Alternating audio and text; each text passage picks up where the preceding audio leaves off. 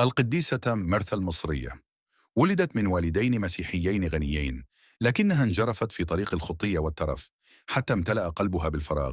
وفي ليلة عيد الميلاد أرادت دخول الكنيسة، لكن الأبودياكون منعها، فاشتعلت ضجة. وجاء الأسقف وسألها: أما تعلمين أن بيت الرب لا يدخله غير الطاهر؟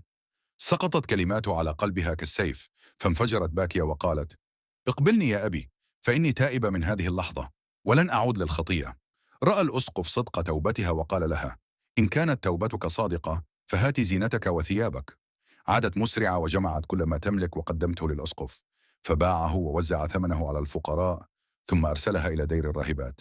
هناك بدأت مرثا رحلة جهاد طويلة، تصلي وتصوم وتبكي ليلا ونهارا قائلة: يا رب، كما لم أحتمل الفضيحة أمام خادمك، لا تفضحني أمام ملائكتك.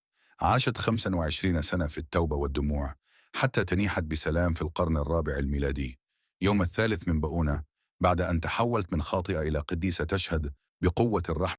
القديسة مريم القبطية. كانت مريم فتاة جميلة من الإسكندرية، جذابة وذكية، لكنها انجرفت منذ صباها في طريق الخطية، تبحث عن متعة تخفي جوع روحها الحقيقي.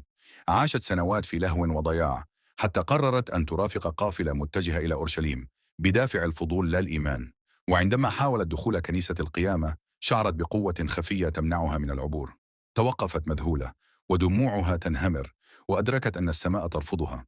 عندها ركعت أمام أيقونة العذراء، تصرخ من قلبها: اغفري لي يا سيدة النعمة. وفجأة شعرت بسلام يملأ كيانها، ودخلت الكنيسة لتسجد أمام الصليب المقدس بدموع حقيقية. هناك سمعت صوتا داخليا يقول: اعبري الأردن فهناك خلاصك. تركت المدينة وعبرت النهر نحو البرية، لتبدأ حياة جديدة في عزلة وصمت وصلاة.